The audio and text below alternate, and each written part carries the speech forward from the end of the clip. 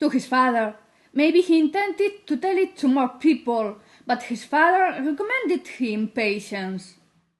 Hugo's father, as he saw the whole thing, recovered the memory of a different childhood. He had left it shelved in a somewhere. He almost thought he had bottled it out. Without realizing, he began to tell him stories he had lived. He took the radio and explained the programs they listened to at home. He explained the use of the keys.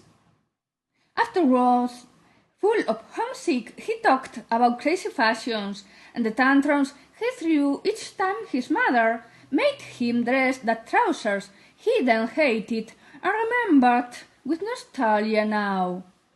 He also felt nostalgia seeing the television, the sofa, the couch folded and the wooden furniture. So emphasis he put on it that the opposing change Hugo decided to try it, just in case it still worked, just in case it still talked, just in case it still showed.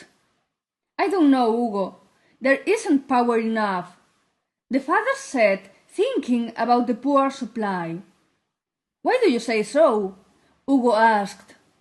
These devices use too much power. It's not enough, boy, the father said. Well, nothing then, Hugo said, giving a sigh of disappointment. Of course the father thought aloud. It occurred to Hugo's father that he knew someone, who knew other one, who knew God knows who, that could get a power accumulator. He looked for something between those all, not too big, but valuable enough to exchange. Don't tell a word of this to anybody. Even where you live, they can mistake you for other kind of people. The father warned him, referring to us, that then acted more instinctively than organized, referring also to the people that lived at the stone houses, much more than now, much more outsiders than now. There still were a lot of that people that didn't toe the line, some kind of untouchables that government didn't want to mess with. Half they were afraid of, half they didn't mind. That people were dying, that houses were left empty. In front of the accumulator, Hugo started to feel the call of the power.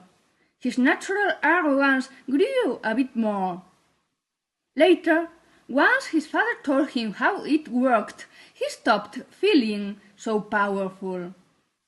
He had to renounce a big part of his power supply to let the device get enough to make that radio full of keys work. Sorry, the thing is just that way, his father told him. He let it down for days, not paying attention to it, not plugging it. He worked out the cost of the fantasies his father had told. He thought he probably had been exaggerating. It wouldn't be that important. It wouldn't be so marvelous. He worked out that if his father had exchanged 3 photos by an accumulator, maybe he could get something really useful by a bit more. Luckily, he remembered his father's warning, and the fear made him stay on the safe side. And so she remained until the day he decided to plug the damned accumulator in. He spent a whole week living at parents' home. He couldn't do without his little luxuries, not even in exchange of something as wonderful as an antique radio device. Then, thanks to his father's interest for Hugo being independent again and his mother longing for giving him everything he liked, he plugged the radio in. And he listened at last the world.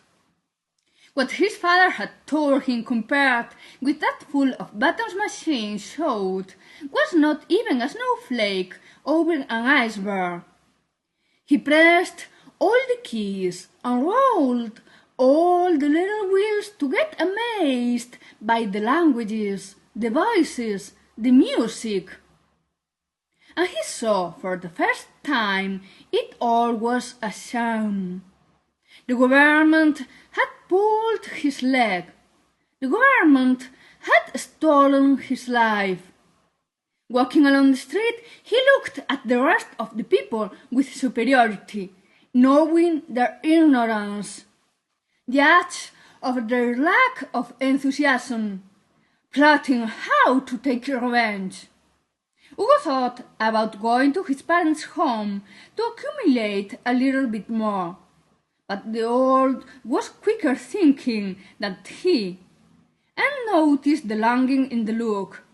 That longing he suppressed since he went upstairs, and told his son that wasn't the way. He was a grown-up. He had to work hard to pay back the favors his flat had cost, so he had to find his own destiny.